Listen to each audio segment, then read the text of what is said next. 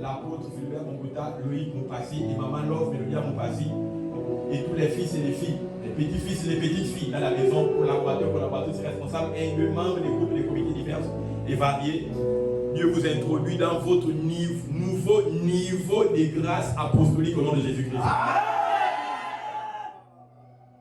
Vous excellez dans tous les domaines variés de l'humanité dans lesquels vous êtes engagés. Amen.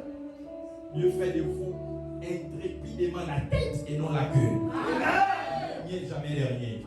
La lumière du monde, celle de la terre, une ville bâtie sur une montagne, dont nul ne peut rester caché. Rien en 2026 n'empêchera ces promesses de se matérialiser dans votre vie.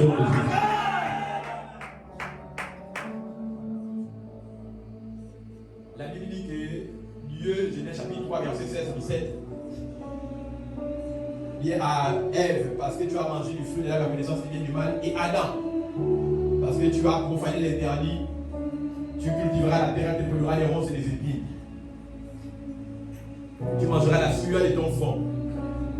Caïn lui vint meurtrir son frère Adam et il fut marqué d'un signe. Donc, c'est la Bible dit qu'étant maudit, celui qui tuait ou qui mettait la main sur Caïn était maudit 7 fois par l'Éternel. Comment Dieu mit un système de protection autour d'un homme qui était maudit à tel point que celui qui touchait à ça, il était lui-même 7 fois maudit de la malédiction de Caïn.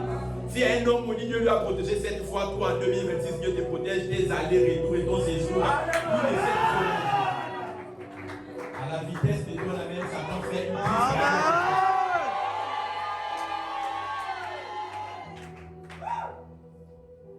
La Bible dit que Caïn, le fugitif, marqué de la marque de la 7 fois malédiction, bâtit une ville. Un homme maudit a bâti une ville. À plus forte raison, toi qui es béni de l'ordre de Exode chapitre 20 à partir du verset 8, la Bible dit que tu as été béni, toi, jusqu'à la 3e et la 4e génération. Si un maudit, 7 fois a bâti une ville, toi, tu dois bâtir une nation.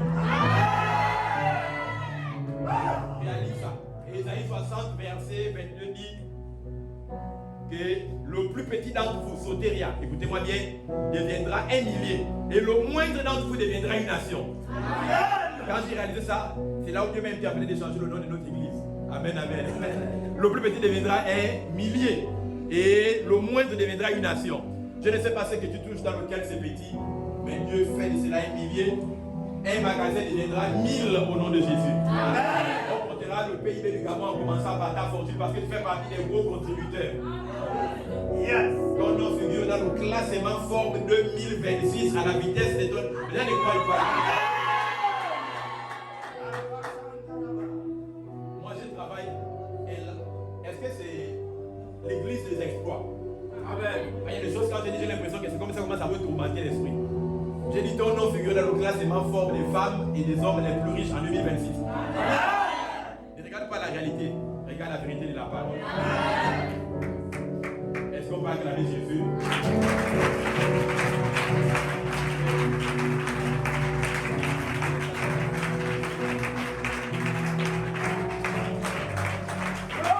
La gloire et la seconde maison des visites, c'est pas bon.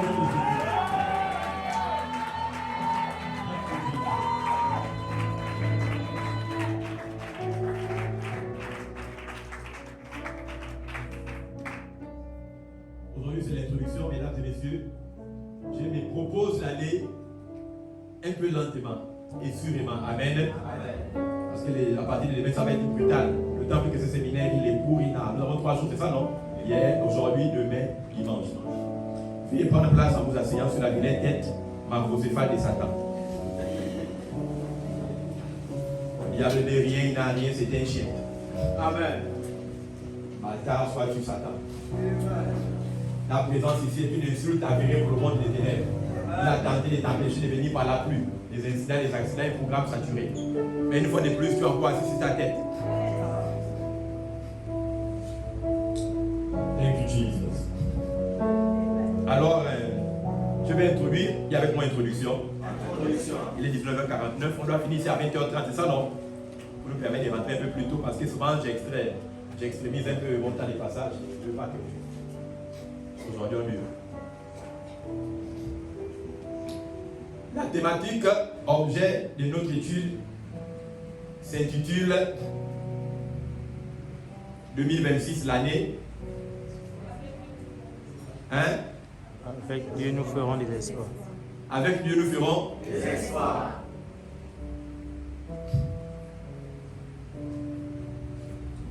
J'ai pour habitude de dire que avant d'introduire mon propos préliminaire, permettez-moi de définir les mots saillants qui interpellent notre attention dans l'étude de notre texte. 2026, avec Dieu nous ferons des exploits. Reprends ça. 2026, avec Dieu nous ferons des exploits. 2026, avec Dieu nous ferons des exploits. Est-ce qu'on peut commencer? Amen. Je vais aller comme l'esprit me conduit, pas forcément selon ce que j'avais prévu dans le texte. Ok. Si on peut commencer, donne une acclamation à Jésus.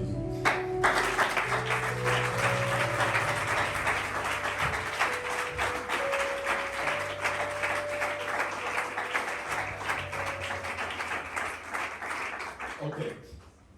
Donc, 2026, l'année de l'exploit pour l'ensemble des églises Soteria Temple de Grâce. Vous allez constater, que lorsque vous faites la sommation des chiffres avec lesquels sont constitués le nombre 2026, vous trouvez aisément l'addition de 2 plus 0 plus 2 plus 6. Exact? Donc, la somme des chiffres avec lesquels est constitué le nombre 2026 donne 10. Or, 10 en numérologie hébraïque est l'ordre, la discipline ou le commandement. Amen. Dieu a déposé un sceptre de justice pour le règne en 2026. D'où l'exploit de 1 Pierre de 9, un sacerdoce royal, un peu mis à part une nation sainte, une race élue. Il y a la royauté disponible dans la thématique que Dieu vous instruit pour l'année 2026. Amen. Parce que 10, c'est le commandement. Par la discipline. Dis avec moi discipline. Discipline. Commandement par La discipline.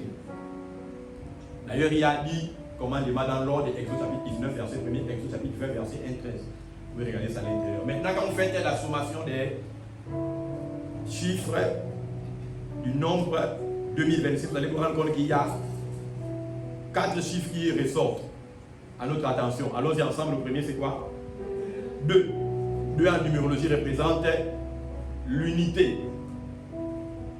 et le témoignage. Dis avec moi unité et témoignage. Unité et témoignage. Je ne t'entends pas. Unité et témoignage. 0, c'est ça non? De 2026, 0 signifie quoi? As-tu quelque chose dans ta poche? 0, ça veut dire quoi en français simplifié? Rien. Il n'y a rien. Donc 2 symbolise quoi? L'unité dans le témoignage. 0 représente quoi? Rien. Écoutez bien, oh. L'unité dans le témoignage et rien d'autre. Ensuite vient quoi? 2. Qui signifie quoi? Unité dans le témoignage. Le témoignage apportera, le dernier chiffre, 6. 6 représente quoi? L'homme parfait, accompli, qui réalise des exploits. Alors 2026 signifie quoi? L'unité dans le témoignage et rien d'autre que l'unité dans l'évangélisation, le gain d'âme, le suivi des âmes, discipliné, entraînera la réalisation de tous les exploits escomptés en 2026. Amen. Ça, c'est votre année. Ça veut dire que la clé prophétique pour la réalisation et la matérialisation de l'exploit que vous escomptez, c'est l'unité dans l'évangélisation, le gain, le suivi des âmes. Rien, Dieu précise encore bien que l'unité dans le témoignage apportera tout ce dont vous avez besoin pour être accompli dans les exploits souhaités dans vos divers variés domaines d'activité en 2026. Amen. Donnez la main bien et cela pénètre ton esprit de bien.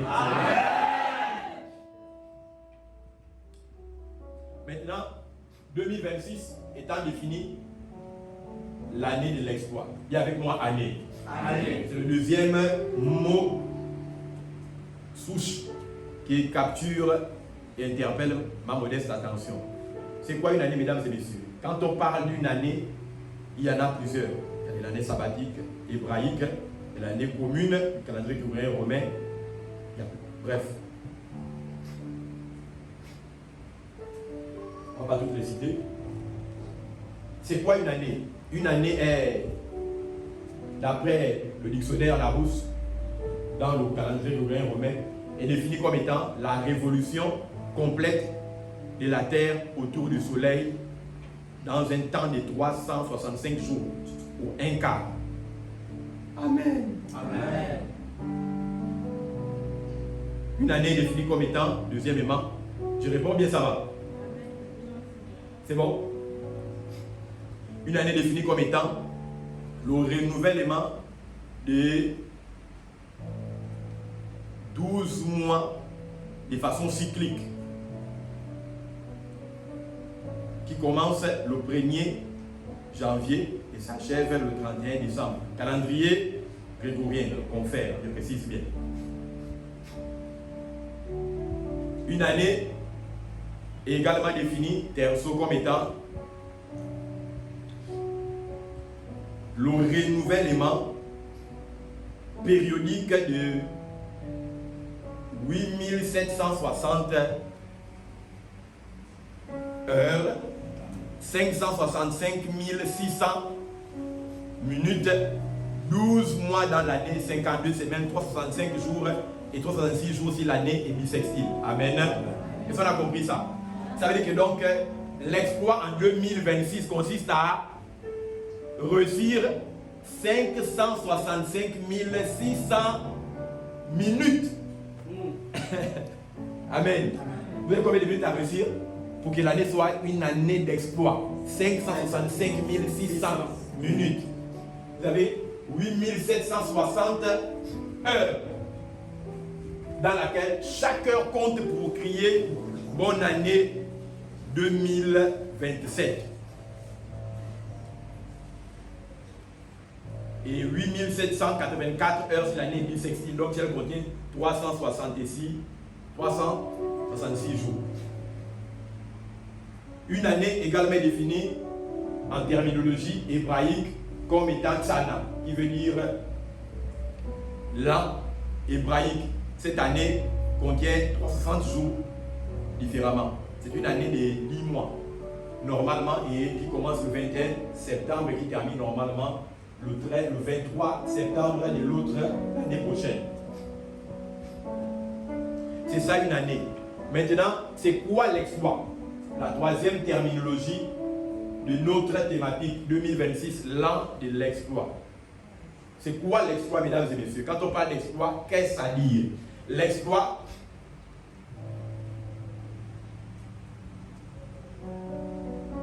c'est l'acte prodigieux performé par un héros. Il faut bien écouter. Un exploit, c'est quoi? L'acte prodigieux performé par un héros. C'est une action remarquable, courageuse, audacieuse, perpétrée par un titan dans l'espace-temps qui inscrit son histoire dans la légende des mortels. Donne-moi un amen pour ça. L'exploit est un acte prodigieux, une action remarquable, courageuse et audacieuse, performée par un titan dans l'espace-temps qui écrit sa légende de génération en génération. Les exploits ne sont pas pour les mortels ordinaires. C'est pour des gens qui ont été... Les exploits sont pour des hybrides, des mi-humains, mi-créatures. Dans l'ordre de 2 Corinthiens 5, 17. La Bible déclare: si quelqu'un est en Christ, il est une nouvelle chose. Anciennes sont passées. Les choses nouvelles, toutes choses sont devenues nouvelles. L'exploit, c'est pour les créatures, pas pour les humains. Voilà pourquoi reçoit une activation de l'ordre de Corinthiens 5:17 dans ta vie. Que tu parviennes à l'éveil que tu es une créature. Les humains se conforment au statu quo. Les exploits sont pour les hommes qui ont engendré de la divinité. Voilà pourquoi dans la mythologie grecque, vous allez vous rendre compte qu'on parle du talent d'Achille. Qui a déjà donné cette expression? Achille était l'usufruit de l'engeance d'un dieu et de sa mère Pélée. C'était un homme, il était mi-humain, mi-dieu. Voilà pourquoi assoyez-vous, vous allez vous fatiguer avec le temps, les mollets vont gonfler. Amen, amen. Merci pour la révérence. Toute la gloire à Jésus-Christ. Amen. Bon. Achille, son nom et son talent dans l'art de la guerre, c'était un seigneur de guerre. Il avait la capacité à lui seul d'inverser le cours d'une bataille et minimiser les dégâts mortuaires humains par son seul talent de guerre. C'est-à-dire qu'un seul homme, Achille, l'expression talent d'Achille veut dire que par le talent dans l'art de la guérilla d'Achille, il maniait les armes en tant qu'un humain comme si c'était un dieu qui était normalement en plein combat. Il était possédé par l'art de la guerre. D'un seul coup, du tranchant de son épée, il pouvait mettre fin à une bataille qui pouvait engendrer la mort de plusieurs millions de personnes. C'était le héros et le champion de la Grèce antique. Quand on estimait que 2 royaumes n'ont pas besoin de perdre autant d'hommes, endeuillés des familles, rendre veuves et orphelines plusieurs familles, on appelait Achille contre le guerrier de la force adverse. Et on savait que si Achille, le brassage de l'union, c'est l'expression sexuelle entre un dieu et une femme, prenait le javelot ou l'épée pour combattre, un seul de ces coups, par sa maîtrise de l'art de la guerre, pouvait épargner plusieurs familles. Ton don et ton talent vont mettre ta famille à l'abri du besoin à vital éternel.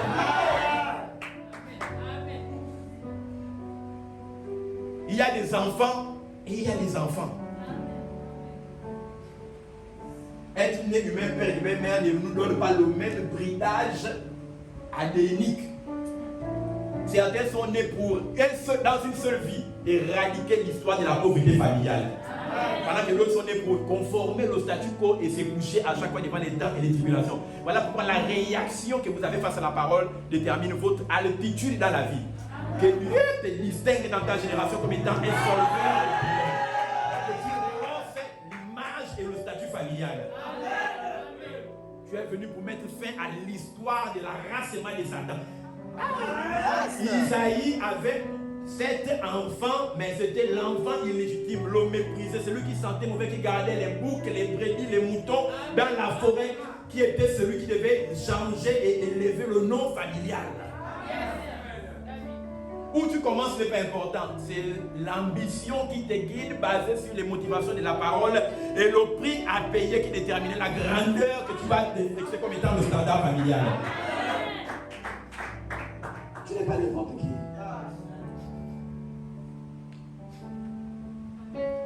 Certains ont l'apparence du libérateur. Mais c'est toi qui viendras accomplir le dessein de Dieu dans ta famille.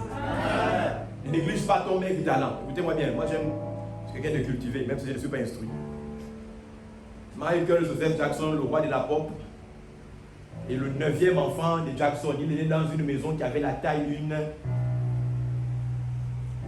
d'une Chevrolet, Impala. C'est une voiture qui était à la mode à l'époque, dans l'état de Gary, Indiana. C'est le nom de la ville dans laquelle il est né. Imaginez-vous 11 personnes dans une maison qui a la taille d'une voiture. Il est le 9e. Tout était parti pour que la famille Jackson meure dans l'anonymat et dans la pauvreté. Mais le talent du jeune Michael, qui n'a jamais fait l'école de danse, l'école du chantonnat, a positionné la famille Jackson au top de l'humanité aujourd'hui. Tous sont multimillionnaires. Je veux dire quoi par là? Le peu que tu as est un peu prophétique. Dieu utilise le peu que tu as pour créer l'abondance que tu désires. Exode chapitre 4, verset 17. Moïse, qu'as-tu dans tes mains? Je n'ai qu'une verge. Il dit, cette verge-là qui est la symbolique de la parole. Isaïe 11, à partir du verset 1er, ça veut dire que Jésus lui-même est la racine de la verge de Jessé. Ça veut dire que donc la verge a été lui-même Jésus. Moïse avait Jésus dans ses mains. Un bâton ordinaire, mais qui symbolisait la démonstration et le pouvoir souverain de Dieu sur la terre. Ton don est peu, mais c'est un peu prophétique, avec un peu de farine, avec un peu de bois, avec un peu d'huile de forge. Dieu avait besoin de ça pour sauver l'humanité. La femme de Sarepta, la Bible dit qu'elle avait quoi? Un peu de farine, un peu d'huile et deux bois. Le bois horizontal et le bois vertical. Les fans de farine représentaient quoi? La parole, le pain. L'huile représentait quoi? L'esprit. La parole, si elle est prêchée dans l'esprit, engendre quoi? Le bois vertical et le bois horizontal. Tous les bénéfices de la rédemption de la croix dans la vie du croyant en Christ. C'était que pour elle, mais dans le plan de Dieu, c'est une symbolique de tout ce dont l'humanité avait besoin pour être rachetée. Ton don te fera asseoir parmi les dons au nom de Jésus-Christ. Que le ciel embrasse ta tête, tes mains, tes pieds au nom de Jésus-Christ. L'exploit est souvent rattaché à votre don et votre talent. L'exploit est souvent rattaché à votre don et votre talent. Tous les enfants naissent le même jour, les mêmes heures, dans les mêmes cliniques, structures hospitalières, de la même famille. Mais Dieu n'embrasse pas toutes les parties de votre corps de la même manière. Il y a certains, Dieu n'embrasse rien du tout. Il y a d'autres, Dieu a béni à embrasser leur front quand ils sont nés. C'est là où on a acquis des gens comme Albert Einstein. Son cerveau est conservé aujourd'hui dans du formol et il bat. Pourquoi? Parce que les gens estiment que c'est un cerveau vivant une seule fois parmi 7 milliards. Ça n'est qu'une fois dans au moins 1000 ans. Il y a des gens, tes œuvres parleront après ta mort à cause de l'endroit que Dieu a embrassé à ta naissance. Sans contexte, il existe des footballeurs. Le Nascimento Hernandez Pelé.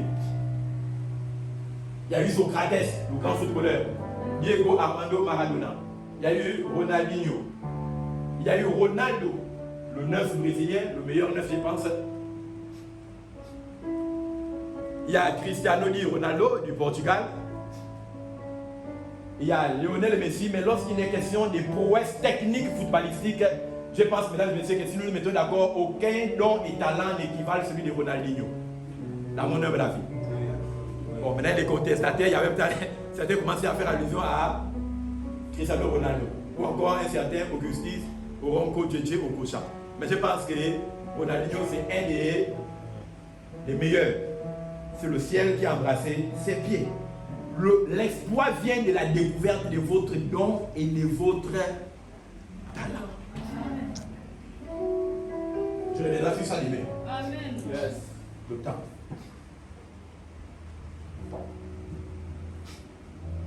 Amen. Amen.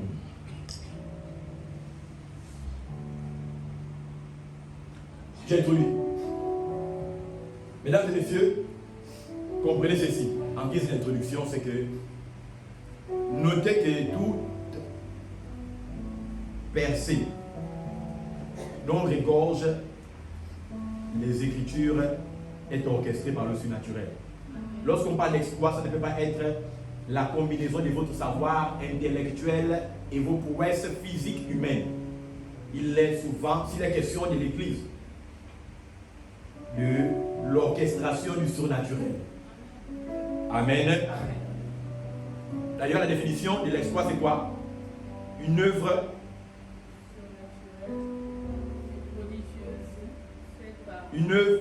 prodigieuse performée par un héros.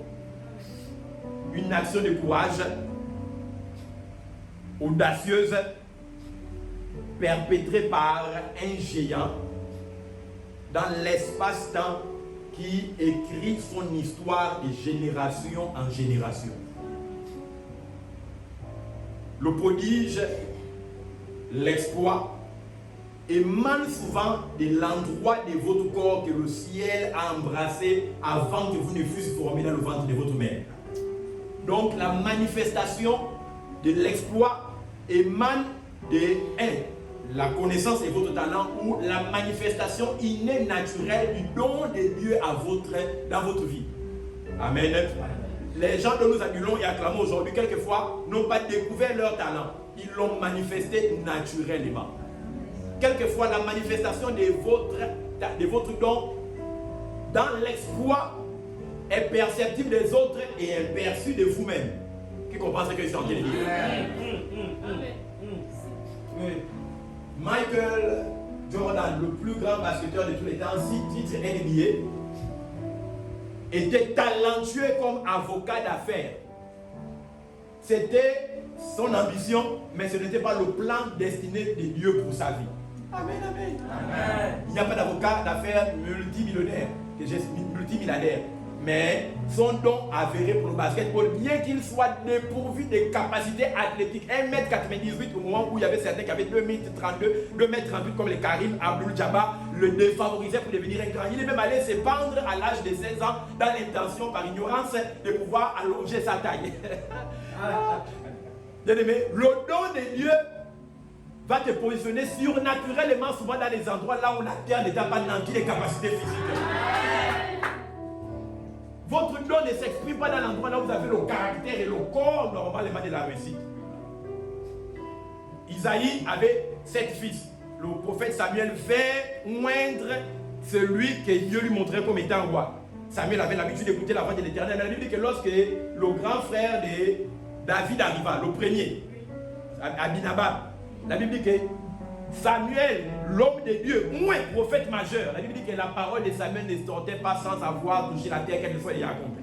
La Bible dit que Samuel, il prit l'huile de la corne pour oindre le frère aîné de David, pensant que c'était lui. Bien aimé, il y a des gens qui naissent peut-être avant, qui ont l'aptitude, qui ont le charisme, mais bien aimés, qui ne sont pas ceux-là même que Dieu a prédestinés dans la fondation du monde pour l'occupation du pouvoir. Ça veut dire que donc, bien aimé, l'apparence de certains peut leurrer la voix prophétique. Dans l'expression de l'exploit, je parlerai demain de ce qu'on appelle la présentation corporelle. Peut vous attitrer une prophétie qui n'était pas vôtre. Yes.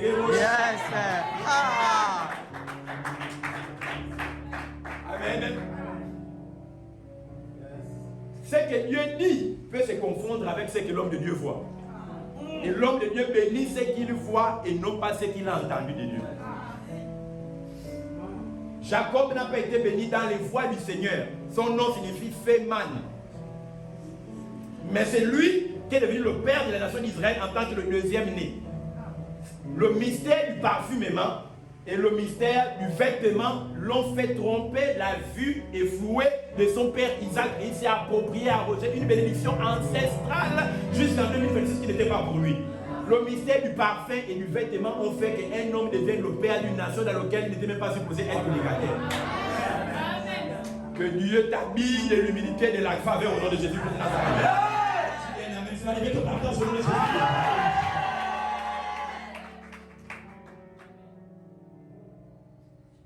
Le vêtement a qualifié Esther auprès du roi des Suisses et des Médès, Assyrus, alors qu'elle n'était pas supposée être la femme du roi.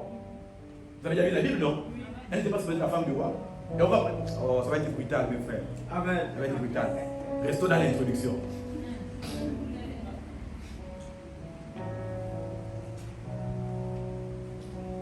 Je disais quoi? Que toute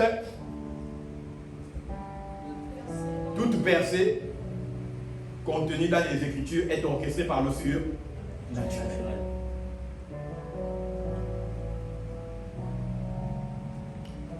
Sinon, comment comprendre que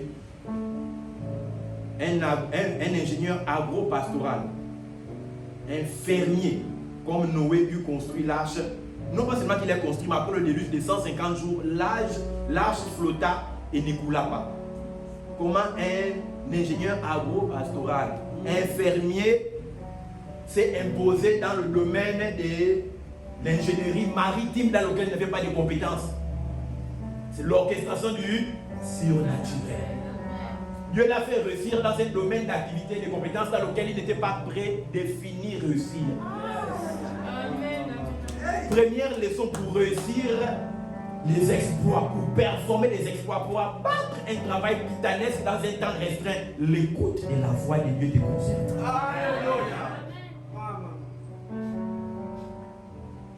Est-ce qu'on peut avancer? 2. comment expliquer que, parce que c'est aussi naturel, qu'est-ce que c'est les exploits dans la vie d'homme naturel? Comment comprendre que c'est à 75 ans que Dieu appelle un homme à commencer un voyage, l'aventure pour aller se chercher en Amérique? Genèse chapitre 12, verset 2. Quitte la maison de ton père. Ça veut dire, quitte le village de ton père. Quitte votre province. Quitte ton pays. Va en Amérique. Je te bénirai là-bas. Je te rendrai grand et tu seras une bénédiction pour le monde entier de là-bas. Un homme de 75 ans. Voûté avec un bâton vieillissant. C'est à 75 ans que Dieu lui demande d'aller en aventure se chercher à l'étranger. Et ça, on comprend un peu de quoi les questions. La Bible dit qu'il était issu d'une famille d'adorateurs. Comme toi, tu viens d'une famille Nganga Misoko, Bilombo, Jobis de Mabanji. Amen. Rosu chrétien franc-maçonnique. Anna Maria, chacun connaît là où il dit Amen, Amen. Tu es tatoué, sinon scarifié comme un poisson brisé de la tête jusqu'au pied.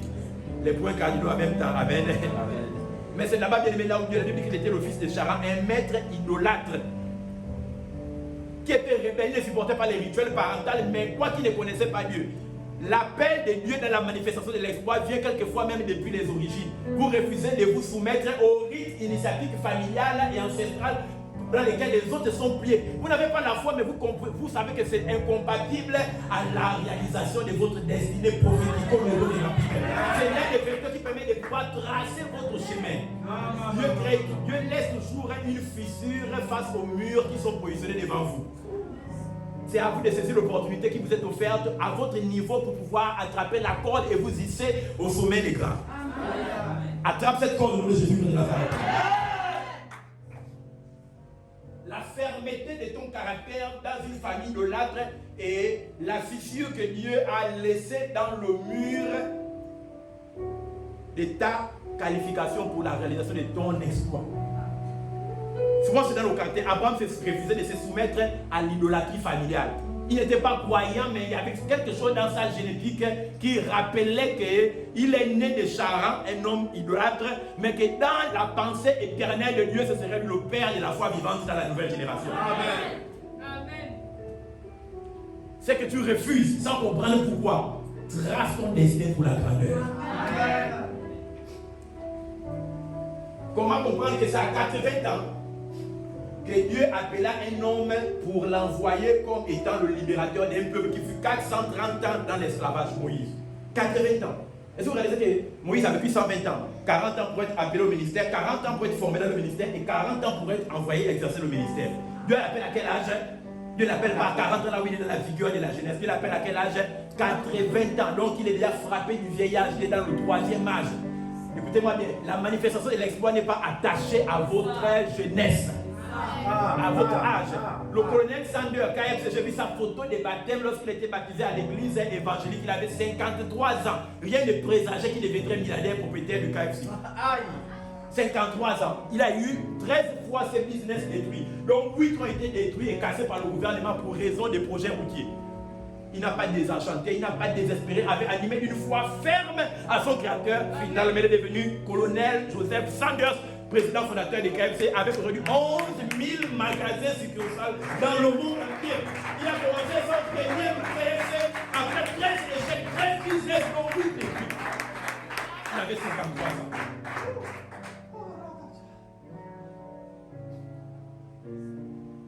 Joël le 28. Je répandrai mon esprit sur toi. Vos fils et vos filles, vos veillards auront, vos jeunes gens auront des. Je n'entends pas, mais vos jeunes gens auront des visions. Qui est supposé avoir des visions? Les jeunes gens. Abraham eut la vision de Genèse chapitre 17 à partir du verset 1 à quel âge? Il avait 75 ans. Vos jeunes gens auront des visions. Abraham a eu sa vision, le père de la foi et de la grâce à quel âge? 75 ans. Ça veut dire que donc, bien aimé, si quelqu'un a 75 ans au regard de Dieu, il est considéré comme étant un jeune.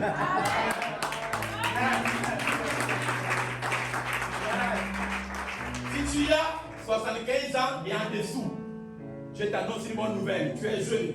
Commence à te balader avec la casquette renversée, fais descendre le pantalon, bien aimé. Et tu vas commencer à grapper les cocotiers, les manguiers, parce que tu es jeune. Donne-moi un amen de nous. Thank you, Jesus. Oh.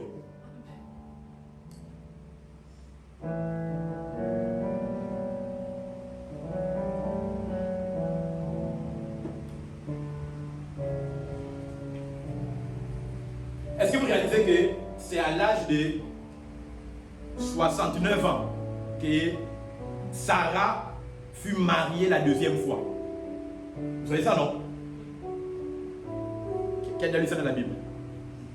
Vous savez que c'est à 69 ans que Sarah, la femme d'Abraham, s'est mariée pour la deuxième fois à Pharaon.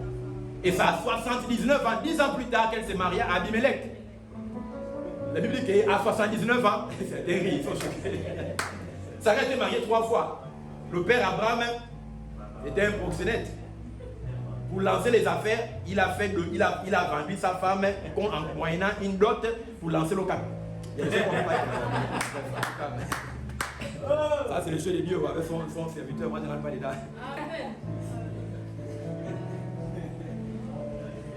Et les enseignements qu'on peut donner, ça c'est peut-être à l'école du ministère, si vous voulez.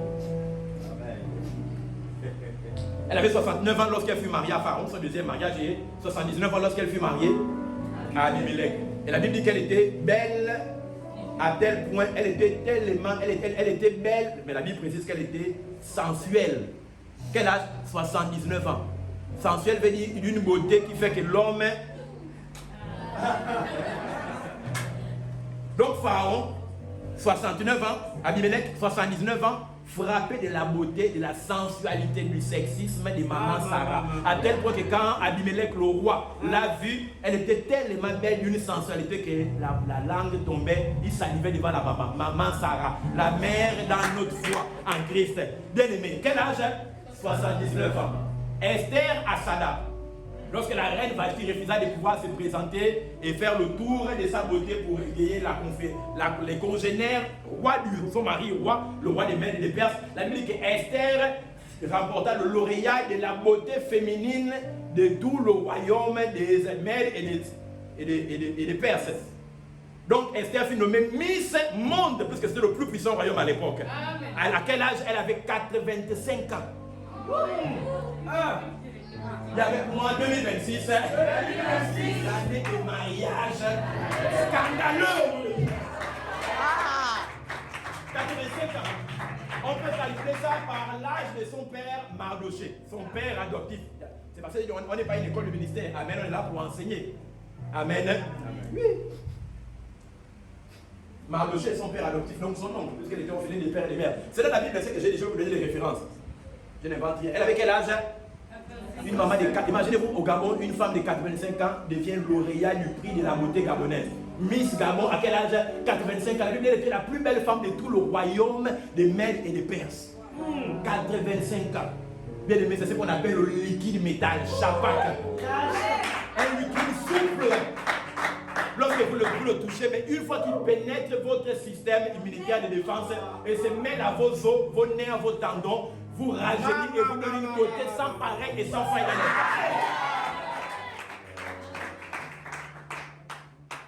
la Bible dit que nous serons, notre foi sera dans le temps de la fin éprouvée comme les cèdres du Liban. Ça veut dire que la tempête viendra, les cèdres du Liban peuvent plier jusqu'à l'absolu, mais ils ne se rompent jamais. Alléluia. Donc quand Jésus dit dans les états de de la foi, ça ne nous concerne parce que nous serons comme les cèdres du Liban. Nous pouvons plier. Ça veut dire qu'à un moment, le diable peut tellement t'attaquer que tu...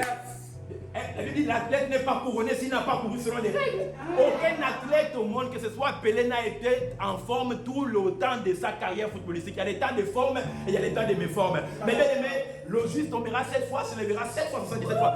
Ce n'est pas le temps de méforme qui a... Oh, il va être c'est la capacité à rester constant et endurant face à l'épreuve. Jésus, Dieu, dans l'incarnation, a pleuré. C'était un temps de faiblesse. Si lui le bois fait à pleurer, moi le bois c'est qu'il fait quoi? Et ça c'est pas le même qu'à présent. Amen. Père, éloigne cette coupe de moi. Quelle coupe? La mort sur la croix pour le salut de l'humanité. Donc le vieux père, il ne voulait plus mourir.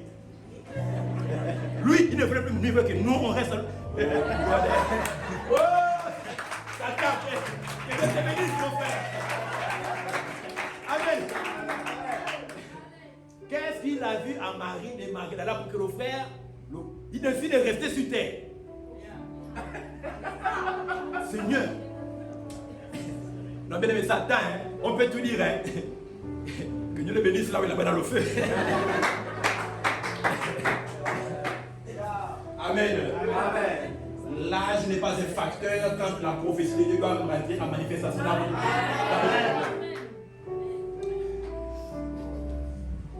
Pourquoi je parle de ces choses? Je suis en train de pouvoir. Dieu m'a dit, stimule la pensée de mon peuple sur le surnaturel, qu'il réalise que l'exploit n'est pas pour certains, ce n'est pas pour des gens spéciaux, ce n'est pas pour d'aucuns, c'est la portion de tout racheté dans le Seigneur.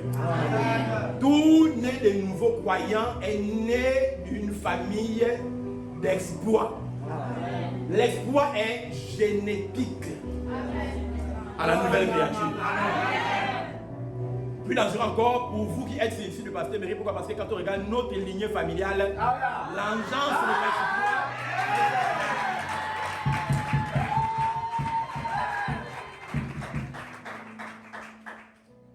Qui est ton père détermine ton futur.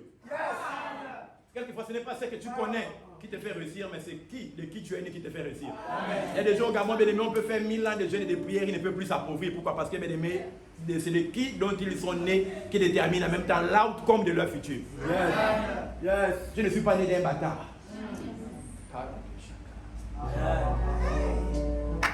Satan, lui, c'est un bâtard. Il ne peut pas me montrer son registre de naissance signé par son père. Puisque jusqu'aujourd'hui, il a été outcast, donc chassé du ciel. Moi, je suis l'enfant bien-aimé, béni de Jésus. Lui, il a péché en pensée, il a été excommunié à vitam éternel. Moi, j'ai commis le péché physique dans toutes ses formes possibles. Et j'ai même commis ça avant de naître. Mais bien aimé, quand Dieu a estimé que moi j'avais péché, il n'a pas envoyé un ange de confiance, il s'est envoyé lui-même dans l'humanité. Il ne s'est pas envoyé seulement, il s'est unifié et identifié à ma personne. Il a pris ma mort et m'a donné sa maladie, et m'a donné sa vie gratuitement. Il mourut ma mort pour que moi je vive sa vie. Il est descendu dans les profondeurs pour que moi je puisse ascender dans l'ordre d'Éphésiens 2, 6 et 19. Il est resté 3 jours, 3 nuits en enfer pour que moi je sois assis à la droite de Dieu dans le Père Céleste. Vivant, il m'a aimé. Mourant, il a emporté mes péchés. Ressuscité, il m'a justifié. En ascendant dans les lieux célestes, il a montré combien j'étais supérieur à Satan, le péché, à ses œuvres. Et aujourd'hui même, je règne comme étant un prêtre et un roi au nom de Jésus-Christ. L'exploit dans la prêtrise, donc le ministère, et dans le sacerdoce, dans les domaines de l'entrepreneuriat politique, tous ceux qui sont engagés, délocalisent au nom de Jésus-Christ.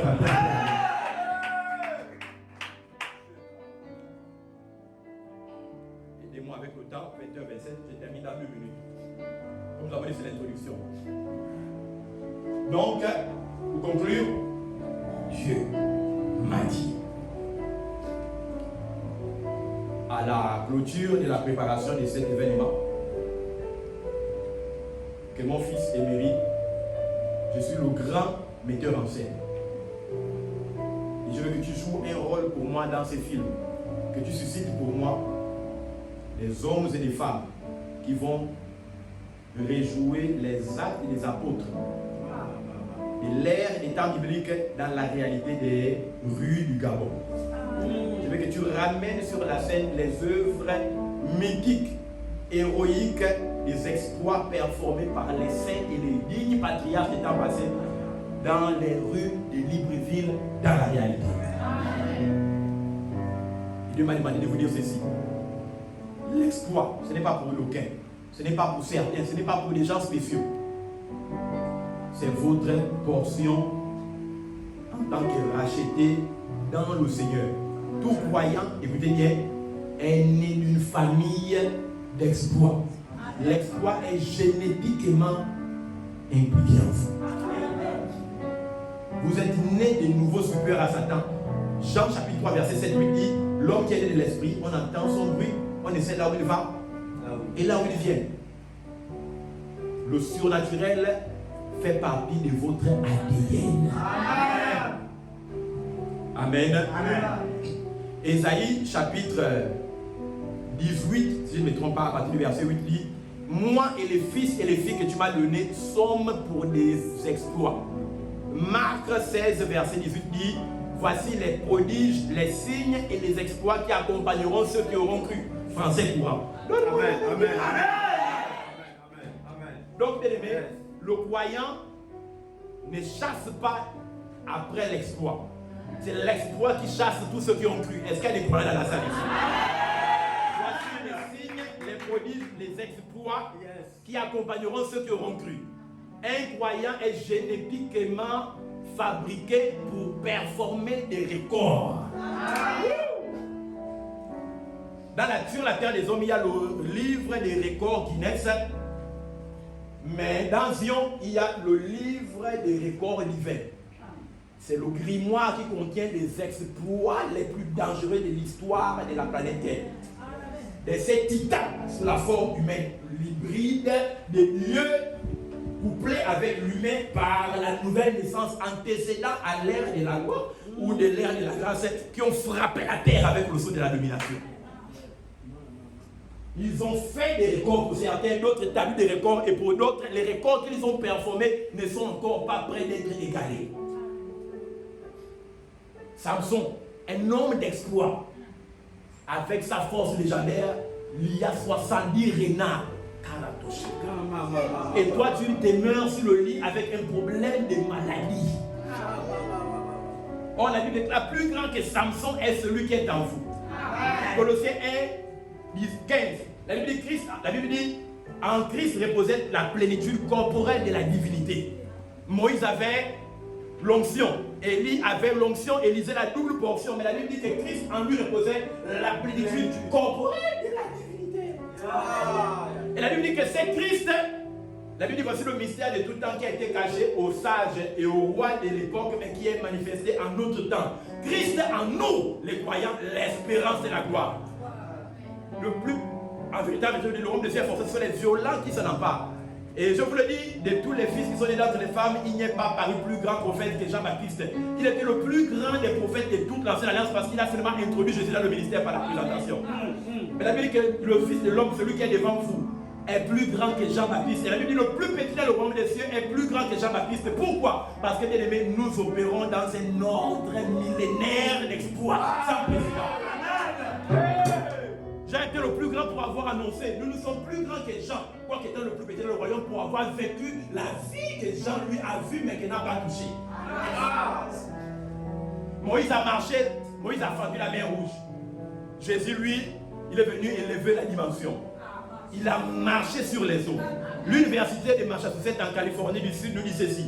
Pour que Jésus soit capable de marcher sur les eaux d'après les expériences et les esprits scientifiques, il aurait fallu qu'il puisse alors réduire sa masse corporelle à 2 grammes et qu'il puisse allonger sa taille à 2 km. Voilà pourquoi quand les disciples l'ont vu, les 12 sur la base, ils ont dit c'est un fantôme. Il a réduit sa masse corporelle de combien?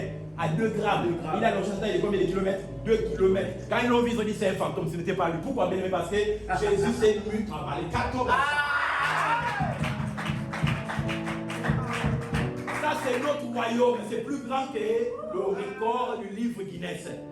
Guinness, c'est annuel. Le record 2026 sera battu par celui de 2027. Mais je bien aimé, les exploits héroïques perpétrés par les légendes de notre royaume sont inégalés jusqu'à ce jour. Quel mécanisme scientifique peut expliquer la division de la mer Rouge? J'ai vu récemment, ils ont découvert un cratère, une crapia de 40. La Bible dit Moïse éleva la verge, avec moi la verge. La verge. La verge est le premier moyen par lequel on performe les exploits.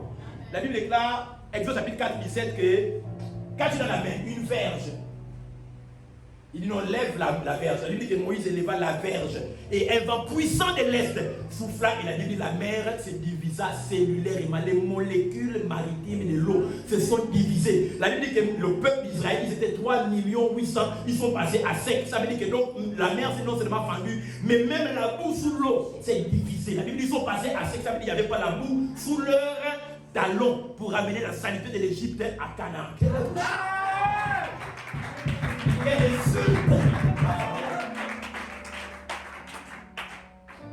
Jésus est venu élever la dimension du miracle des espoirs.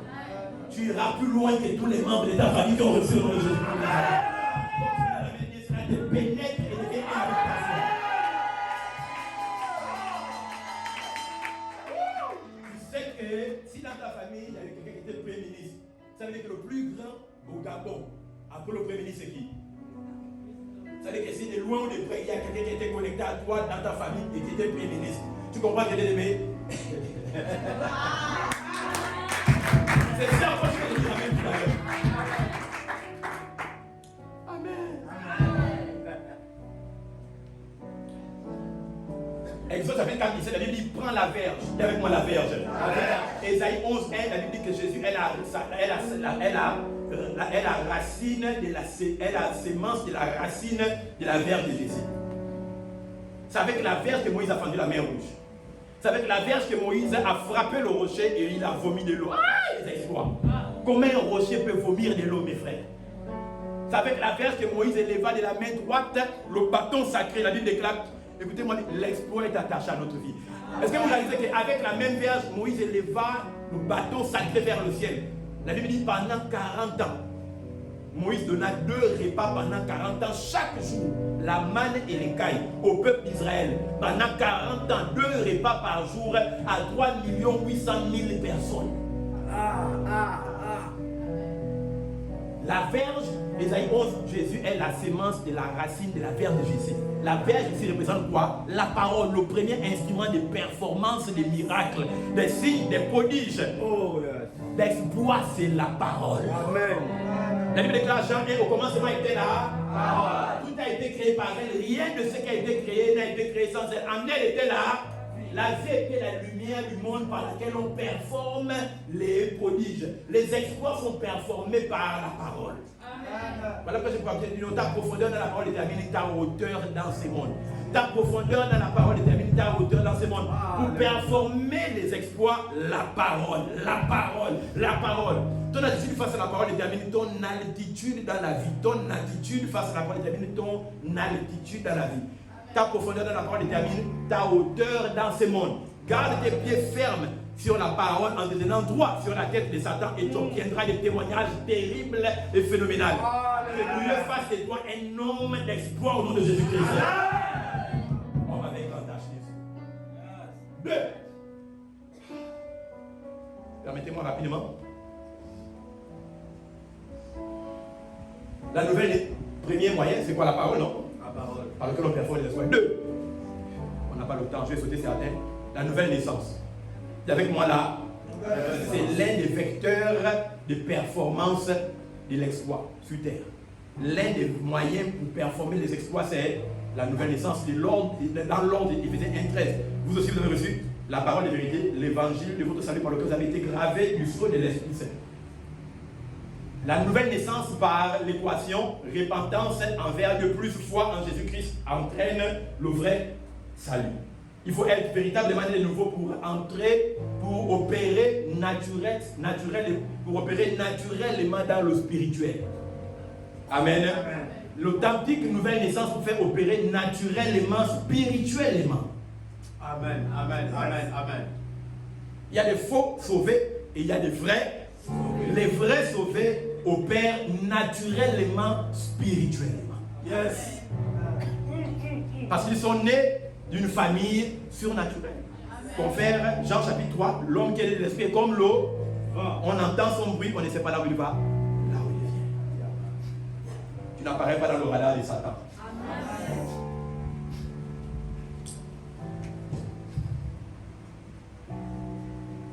L'humilité. Dis avec moi l'humilité. Vous performez les signes, les prodiges ou les exploits. L'humilité. Nombre 12, verset 3. Exode chapitre 11 à partir du verset 1 à 3. La Bible dit Moïse, Israël, trouva faveur aux yeux des Égyptiens. Et la Bible dit que l'homme Moïse était très grand sur le territoire égyptien. Il était, nombre 12 maintenant 3, il était l'homme le plus doux, le plus patient et le plus humble sur toute la terre. Dis avec moi, humble sur toute la terre. Moïse était l'homme le plus humble sur toute la face de la terre. Conséquence de cela, Jéthro était un prêtre malien, païen, idolâtre, qui était son beau-père. Il n'avait jamais vu les eaux se fendre. Il n'avait jamais vu la colonne de feu le guider la nuit et la nuée le jour. Mais comment? La Bible dit qu'à Moïse, Dieu ne parlait pas en songe, en vision, en révélation. Amen. Encore en rêve, il parlait face à face, vis-à-vis, comme un homme parle à son épouse, à son meilleur ami.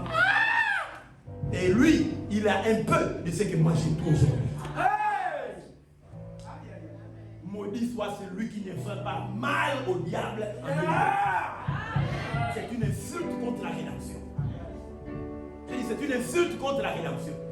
Si Moïse était inférieur à moi, la Bible dit que quand il est descendu après 40 jours, 40 nuits, après avoir reçu les 2 tables de la loi, les 10 commandements, la Bible dit qu'il a dû se couvrir le visage d'un linceul pour que le peuple ne puisse pas être frappé par la gloire qui resplendissait de son visage mortel. Mais la Bible dit que Jésus, Moïse a dit, Seigneur, fais-moi voir ta gloire. Dieu dit, tu ne peux pas contempler ça avant le temps. Par figuration et par anticipation, Dieu lui a montré seulement son dos. Mais quand la femme qui était à tête de la perte des seins a touché l'homme Jésus qui passait à Jérusalem, la Bible dit que l'homme Jésus en même temps s'est retourné, esprit, âme et corps, facialement. Et la Bible dit qu'elle a contemplé le Seigneur dans sa gloire. Dans l'ère de la grâce, elle a vu l'entièreté du Christ que Moïse avait seulement vu. Voilà pourquoi tu as l'onction sans mesure pour performer des exploits dans l'ère de la grâce. Et que Moïse avait seulement une partie. Une partie. Une partie. Amen. Je parlais de quoi tout à l'heure? Je parlais de quoi avant ça? L'humilité.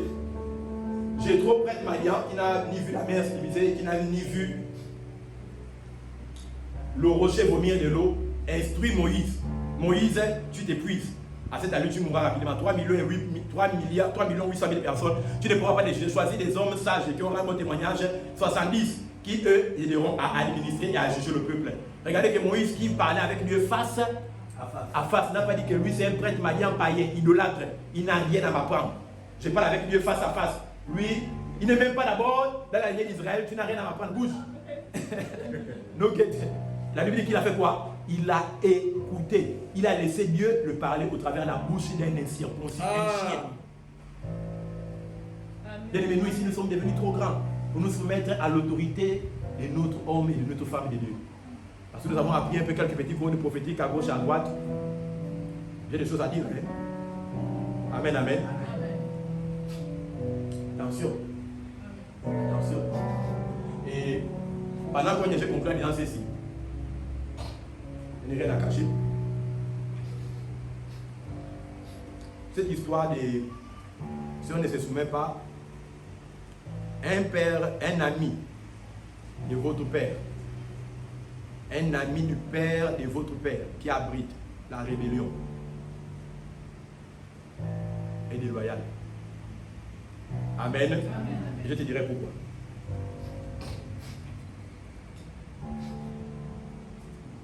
La maison de votre oncle ne peut pas être le lieu privilégié de tenir des réunions de tous les mécontents de l'église. Et ça, on se comprend très bien. Vous avez compris ce que j'ai dit? Est-ce que la maison de votre oncle peut être le lieu privilégié des rencontres de toutes les personnes mécontentes de votre père? Si toutes les personnes mécontentes de votre père se réunissent chez l'oncle pour parler mal du père, est-ce que l'oncle est droit? Non. Donc, attention. Amen. Amen. Attention. 2. Je vais dire quelque chose maintenant. Ça, c'est le 2 de ce que j'ai assez pour ces volets-là. Un ami de votre grand-père spirituel n'est pas un ami parce qu'il appartient à une plateforme. Des pasteurs fondés par votre père spirituel. C'est ma contre-balance. Hein? Amen. Je vais même, regarde, coupez-moi la partie là, mettez ça sur les réseaux. Amen. Particulièrement ça. Je considère quelqu'un comme digne de confiance et ami. C'est lorsque je lui donne ma chair pour prêcher. Si je collabore avec quelqu'un et que jamais n'est venu chez nous par invitation officielle, comprenez que je n'ai pas confiance à la personne. Même mes enfants spirituels, si je te donne la chair pour l'administration, nonobstant de tes erreurs, c'est que je vis en toi le divin dans l'humanité qui te fait encore défaillance. Comme un architecte qui ne regarde pas le terrain boueux, je regarde les immeubles qu'on peut sortir de ces marécages. Amen. Amen. Voilà. Parce que l'État ne construit pas les routes sur les endroits qui sont bien lotis. Des fois, ils doivent faire des cassages. Parfois, ils doivent même raser les maisons des gens. Ils ont vu un potentiel d'une ville ultra développée. Ils ont vu un Dubaï, dans petit Dubaï et dans Wendy. Amen. Amen. Donc, si quelqu'un valide ici ou ailleurs, quelqu'un que je vous ai dit, je vais donner le micro. Tu es venu chez moi, non? Je vais donner le micro, non? Je n'ai pas prêché un seul jour. C'est toi-même qui ne voulais même pas. Sinon, jusqu'à tu pourrais continuer. Si quelqu'un, il y a ce qu'on appelle collaboration de bonne amitié. Ce n'est pas de la confiance. Et ça, on se comprend très bien. Amen. Amen. Si quelqu'un n'est pas venu chez moi et que j'ai le micro qui prêche, cette personne n'est pas libre d'être validée. Pourquoi? Parce que j'ai expérimenté le vécu quotidien et la vie privée. Il y a beaucoup qui ne sont pas avec lui. C'est les travaux des machines que les gens font. Je suis que j'ai dit, je peux prouver. Amen, amen. Les trapèzes, les cercles avec les moutons, je ne suis pas dedans. Voir le sang des poules, ça c'est pas Dieu. On se comprend très bien. Amen. Ça c'est pas Dieu. C'est-à-dire qu'un de mes fils qui fait ce genre de choses, moi je le réunis dans la foi. Je le réunis dans la foi. Ça n'est pareil. Je ne fais pas ça. Et ça se comprend bien. Mais je sais que certains font ça. Donc ça ce n'est plus. Si c'est ça la croyance, je préfère rester avec le Saint-Esprit. Amen. Je vais venir avec le sang des moutons et des poules et des coqs et cailles et des animaux. Et dans quel endroit? À quelle heure? Avec qui? Combien de personnes? Et quand on fait ça, l'église qui fait ça doit grandir. Et ça, c'est comprendre très bien. Voilà, nous, même avoir le Saint-Esprit, les gens font tout ça, on tue les moutons à millions. À la fin, même l'église ne passe pas 10 personnes. Ça veut dire qu'il y a un problème. Et si quelque chose fait partie des pasteurs de quelqu'un, la personne là se revoit en cause pour dire pourquoi les gens parlent. C'est parce qu'ils ne retrouvent pas Dieu dans les pratiques qui sont faites dans cet endroit. Donc je ne peux jamais, écoutez-moi bien, ce n'est pas de Dieu. Amen. Amen. Si après ce que j'ai dit sans nommer qui que ce soit, vous continuez là-bas, ça vous regarde, ça veut dire que vous êtes un adorateur de Satan. Vous savez maintenant ce que vous voulez et ce que vous cherchez. Amen. Il n'y a pas de pentagones ou de pentacles tracés dans un cercle. Le fait de le faire, les Illuminati, le signe distinctif, c'est quoi? C'est Baphomet, non? Hein? C'est quoi? C'est un pentacle dans un cercle. Mais si on te dit maintenant de prier avec ça, et à la fin pour boire le sang des choses, le sang des animaux, ça ce n'est plus de Dieu, mes frères. Dès que tu traces, ça veut dire que tu te coupes totalement du Saint-Esprit et de ses flux. Donc quelqu'un ne peut pas être, je dis bien ça, ce n'est pas de Dieu. J'ai montré les gens comment voir dans l'esprit sans aller se corrompre avec les esprits de l'eau, les sirènes. Levons-nous. Laissons grâce avec le Seigneur Jésus.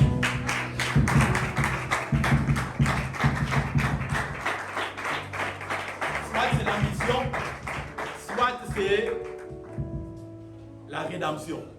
Soit on cherche la gloire sans Dieu, soit on cherche l'élévation par l'exploit basé et fondé sur la parole sainte et biblique. Amen.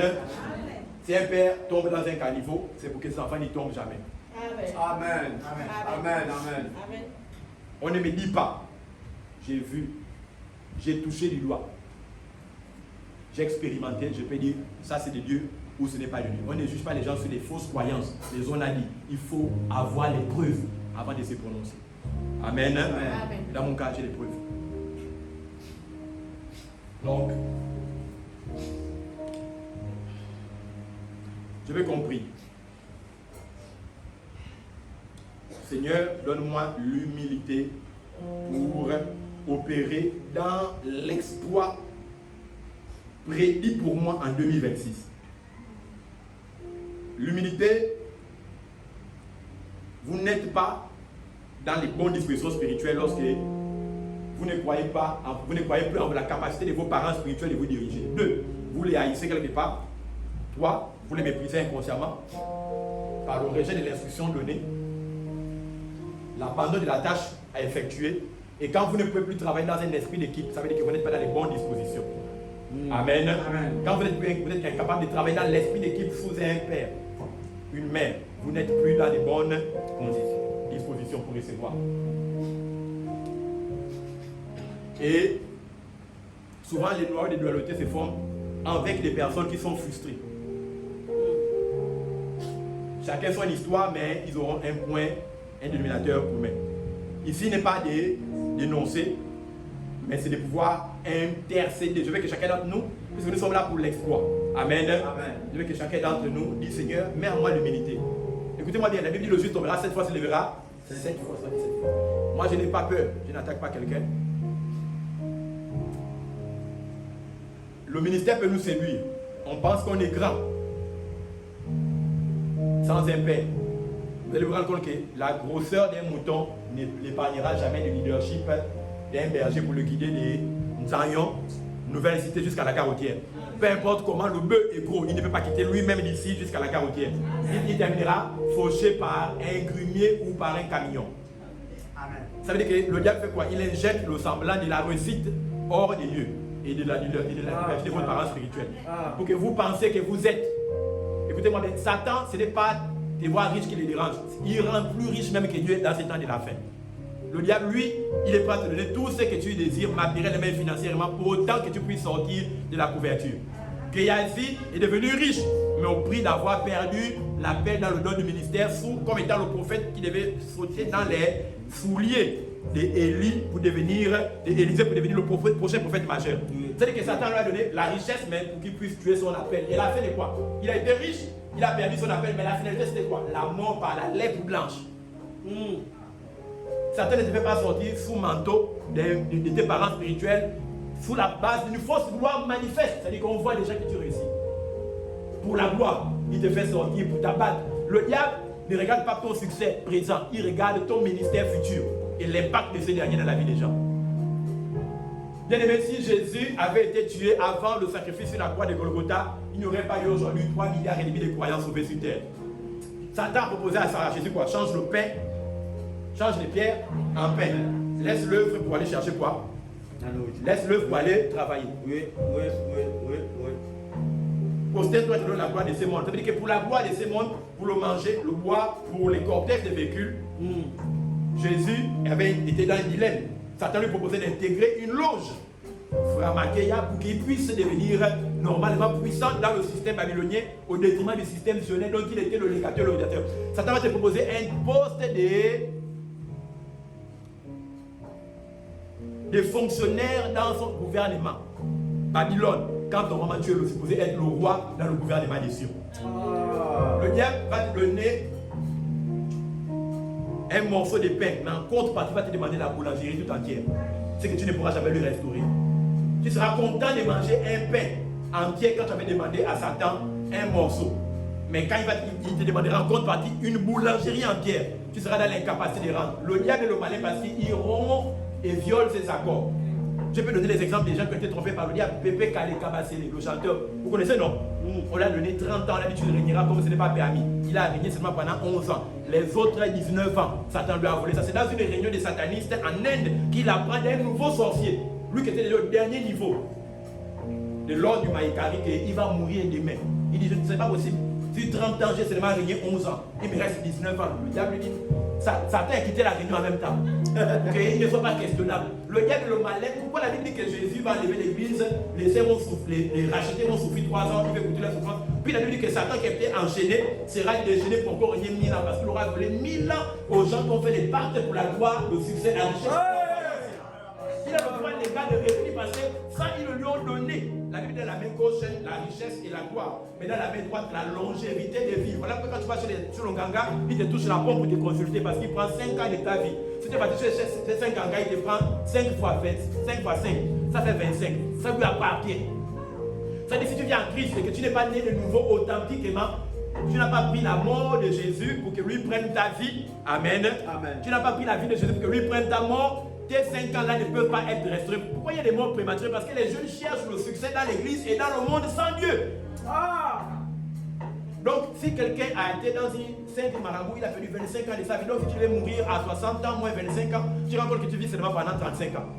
Voilà pourquoi aujourd'hui au cimetière, les jeunes sont plus nombreux que nos parents. C'est une malédiction. Aujourd'hui, les enfants sont enterrés par leurs parents au lieu que les parents soient enterrés par leurs enfants. Pourquoi? Parce que, bien aimé, le diable dans les loges a aspiré la vie des gens. C'est un principe. Ta vie, ta gloire et ta richesse sont dans la main gauche. Ta longévité de vie, les jours que tu dois vivre sur terre sont dans ta main droite. C'est à l'intérieur. Voilà pourquoi certaines personnes n'aiment pas, certains rois n'aiment pas saluer les gens. Par exemple, quelqu'un de mal intentionné peut voler, mais la femme a été la perte de ça, elle a touché Jésus. La Bible dit que sa vie, la vie de Christ est sortie de lui, c'est rentré en elle. La main a 5 fonctionnalités. Ça peut diriger la puissance. Ça peut voler les vertus. Ça peut communiquer les vertus. La main a 5 fonctionnalités. Voilà pourquoi vous allez vous rendre compte qu'il y a les 5 traits qui séparent votre main. Amen, amen. Les 5 lois. Le salut a 5 missions de la vie des gens. Que Dieu vous bénisse. Je veux que tu pries. Je veux que tu pries. Je veux que tu pries. Je veux que tu dises à Dieu, Seigneur, restaure l'humilité dans mon cœur pour que je sois dans le sacerdoce. Je n'ai pas dit à quelqu'un, s'il vous plaît, d'abandonner le travail. Ne va pas déposer une lettre de démission. Non. Vous me comprenez bien, non? Je demande que vous puissiez être humble pour servir Dieu et les hommes. Est-ce que vous comprenez bien? Mais dans le contexte ici, l'exploit est attaché à la soumission, le service dans la maison de Dieu. Élève la voix, prie, sous un père, une mère spirituelle. L'humilité.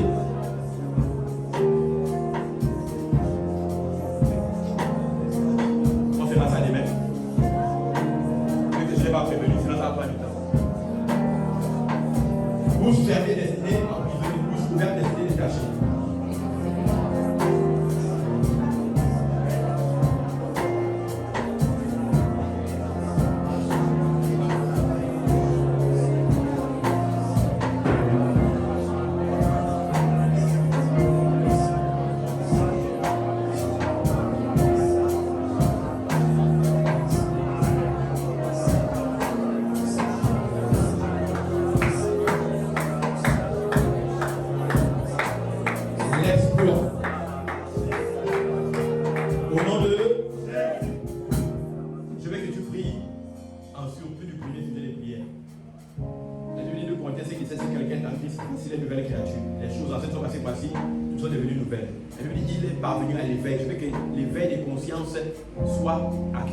Que l'exploit fait partie d'état génétique.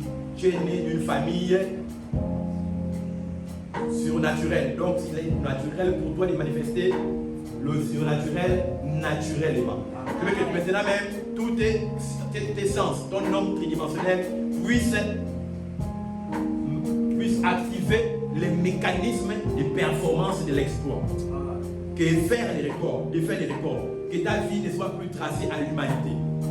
Que ce qui est hors norme s'attache à ton ADN, ton parfum.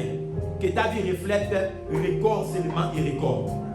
Élève la voix, Seigneur, active l'exploit professionnel.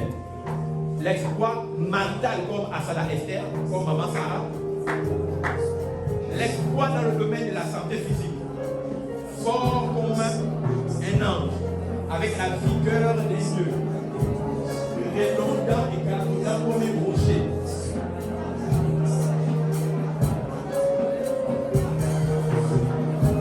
Est-ce que ta santé est fragile? Tu as besoin de l'exploit dans le domaine de la santé. Il t'accorde la vigueur des anges. La force des rochers.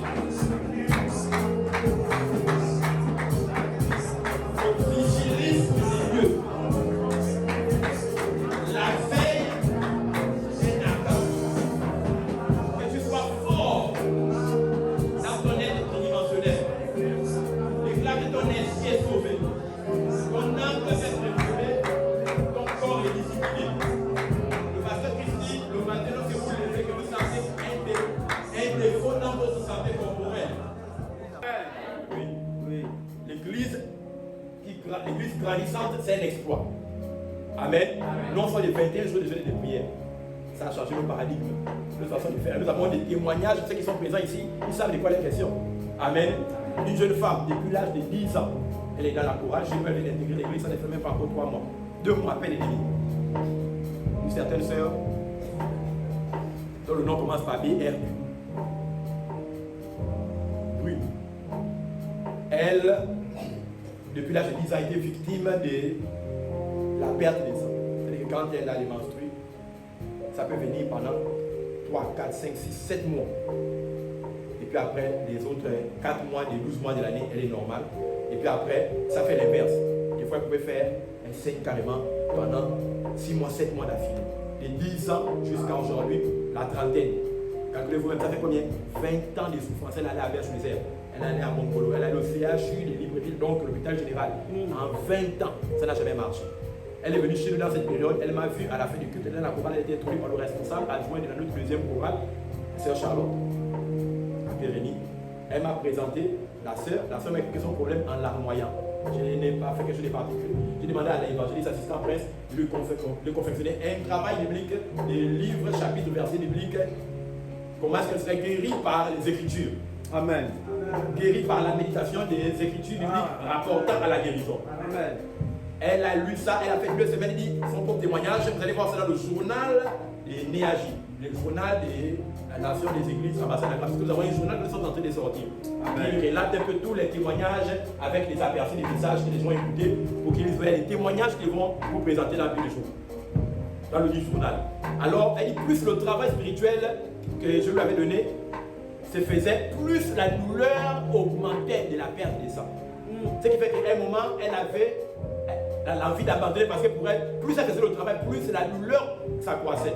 En 14 jours, c'était insupportable parce qu'elle est venue pleurer l'église pendant 2 dimanches, 14 jours. Et le dernier dimanche en question, on a eu une réunion des leaders là où j'ai posé la question de savoir où est la sœur en question, la sœur BRU. Et on m'a dit, elle vient pleurer l'église. J'ai demandé à la sœur Charlotte, son responsable, et le prophète Zorobabel, un de nos responsables là-bas, de pouvoir l'appeler. Au moment où il appelait, la sœur avait déjà rédigé sa lettre de mort. Elle voulait se suicider à cause de la douleur qui était atroce. Et au moment où on l'appelait, sous mon instruction, c'est à cet instant où elle avait déjà pris toute la pile, les flacons de médicaments pour avaler, pour se donner la mort parce que la douleur était insupportable. Au moment où les sœurs et le frère l'ont appelé, elle a écouté médire. Elle a pris les médicaments, elle est partie jeter dans la chasse du toilette, dans la douche. Et là, elle a pris un des textes bibliques qu'elle avait lu pour la première fois sur la perte de sang concernant la femme qui avait le même problème, quelque chose l'avait prédicamenté. Lorsqu'elle a lu ça seulement moins de 5 à 6 minutes, elle dit une chaleur l'a transpercée de la tête jusqu'au pied, au milieu. Elle dit séance tenante, ce n'est pas demain, ce n'est pas après demain, ce n'est pas quelques heures. Elle dit séance tenante, lorsque l'épée de chaleur l'a transpercée, le saignement s'est arrêté instantanément. La douleur pour laquelle elle voulait s'exprimer s'est arrêtée instantanément. Là, je ne peux pas dire que dimanche, après 14 jours, elle a été restaurée entièrement. Le miracle est progressif. La guérison est progressive. Le miracle est instantané. Lester Sombre, le général des deux, j'en parlerai demain, parce que je suis en train d'introduire, il dit ceci. Une église qui jeûne et prie obtiendra des témoignages plus rapides qu'une église qui ne jeûne pas et ne prie pas n'obtient pas. Le jeûne rapide ici, l'exaucement de la prophétie, tout domaine varié d'activité dans la vie des croyants. Amen. Ça va être brutal demain. Amen. Seigneur, pour l'exploit, donne-moi un esprit de jeûne et de prière. Amen. Farouche. Vous voulez qu'il y ait le réveil spirituel dans votre église, dans votre vie, dans vos business.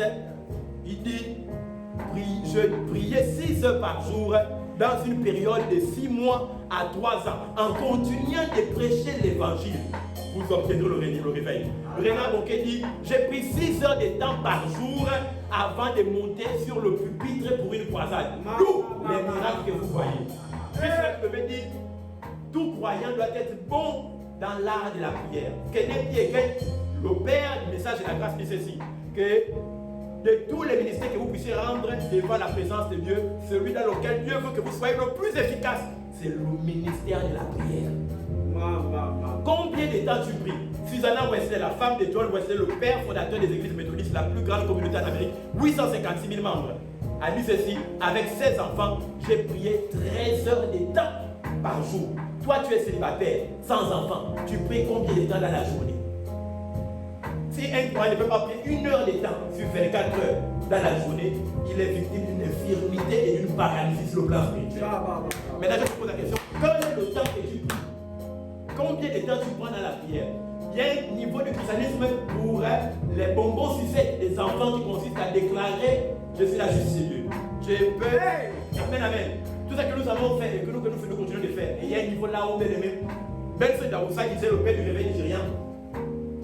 Payer le prix, c'est prier le prix de la puissance. Payer le prix, c'est prier le prix de la puissance. Benson Daoussa ajoute encore, un homme de Dieu qui ne prie pas est un homme de Dieu sans puissance. Mes frères, je vous donne un défi pour ce soir. C'est le travail à faire. Taf pour aujourd'hui. Comme j'ai conclu, je veux que vous priez minimum. Je ne vous dis. Ça va forcément marcher quoi? Parce que je ne prêche pas ce que j'ai lu. Je prêche ce que je suis. Moi, j'ai du mal, même quand je dors à 1 heure, à dormir jusqu'à 3 heures du matin aujourd'hui. Je suis tout le temps debout, en train de prier. Je ne sais pas cette ma vie. Avant, je n'étais pas comme ça. J'ai fait 7 ans, je n'ai pas jeûné pendant 2 jours. Aujourd'hui, bien aimé, moi et l'après, je n'arrive pas à dormir à 1 heure du matin et de passer 3 heures. Je suis toujours debout. Je ne comprends pas. Je dors profondément à partir de 6 heures. jusqu'à 9h. C'est devenu mon lifestyle. Seigneur, donne-moi des temps de prière. Non. Donne-moi une vie de prière. Seigneur, donne-moi une vie de prière. Une vie de prière. Je m'arrête pour la redire. Donne-moi une vie de prière. Minimum 6 heures par jour. Je vous dis, bien aimé, ce qui va se passer ici, ce sera inédit, inexplicable. Mais encore d'autres témoignages, c'est que ça, l'église, j'ai dit, ils sont présents. Il y a des gens qui sont là, ils peuvent expérimenter ce que je suis en train de dire. Les gens fauchés par les véhicules, on va faire le scanner. Tu fauches quelqu'un, la personne, toi, je ne vais pas donner des détails. La route, toi, du véhicule passe 2 fois sur l'épée de la personne, ils vont faire le scanner, rien de mal dans le corps de la personne, aucun dommage, aucune cicatrice, aucune fracture, seulement la sinusite trouvée. La personne dit, je n'ai jamais eu la sinusite, toi, dis, c'est seulement ce que tu as dans ton corps. Si Dieu, donne-moi la vie de prière, je veux que tu pries ça comme un lion qui rugit, un loup affamé. Élève la voix, donne-moi l'esprit de prière enragé. Un guerrier de prière. Un guerrier de prière. Joseph Adéwalé, Joseph Bambalola, le fondateur de CSI, dit, j'ai prié pour le repas de midi, un dimanche à 14h. Il a dit Amen à la prière, c'était jeudi à 18h. Prière pour bénir le repas. Dimanche 13h. Il a dit Amen jeudi à 18h. Prière pour la nuit. Mais comment? Quand il dormait dans la forêt, le roi passait sur lui, le roi séchait instantanément. Pourquoi? Parce que le monsieur dégageait le feu. Le feu. Le feu. Béni, il a dit ne permettez pas que le diable attaque votre vie de prière. Car s'il a touché votre vie de prière, il a touché le ministère de la puissance dans votre vie. Quelle est ta vie de prière? Quelle est ta vie de prière? Quand tu commences à dire ça, tu pries cette famille, mais tu n'es pas dans la prière. Quand tu commences à dire le réveil, le diable manipule tes enfants. Qu'il faut dire si la nuit se réveille en sursaut, il faut aller avec les pleurs aux yeux, parce que tu as cessé dans la prière. Quelle est ta vie de prière? Le diable manipule tes enfants, ton père, ta mère, ta famille. Il manipule ton corps, il manipule tes nièces, tes tantes, tes soeurs, il manipule ta santé parce que tu as fait de la prière. Tu es une guerrière de prière, tu es un guerrier de prière. Regarde aujourd'hui. Sœur, tu es venu te dompter de toi-même. L'espoir est attaché à la prière. Il n'y a pas d'homme de Dieu, pas de femme de Dieu, des femmes qui ne font de prière. Ce n'est pas possible. On en arrive très bien. Parlons pas. Prie, prie, prie, prie, prie. Prie. Demande ça, et si tu as avec un cœur de ciel, tu dois nécessairement communiquer ça. Au nom de, au nom de, au nom de, au nom de.